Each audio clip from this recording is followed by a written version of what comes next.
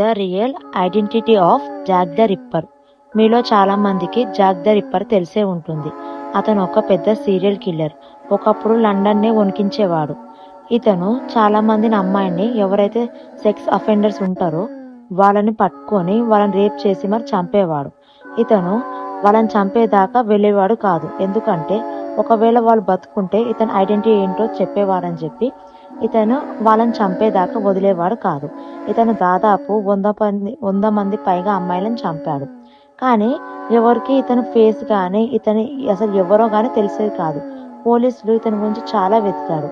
కానీ రీసెంట్గా ఏఐ వల్ల మరి ఇంకొకటి డిఎన్ఏ వల్ల అతను ఎవరో తెలిసింది. అతని పేరు అరోన్ కొమ్సకి. ఇతను ఎలా పట్టుకున్నారంటే ఇతను ఎవరైతే రేప్ చేశాడో 4th విక్టిమ్ ఆమె డిఎన్ఏ ఇతని డిఎన్ఏ మ్యాచ్ అయింది.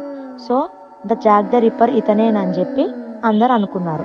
మీకు నా వీడియో ఇన్ఫర్మేటివ్గా అనిపిస్తే please like and subscribe to my channel. Thank you for watching.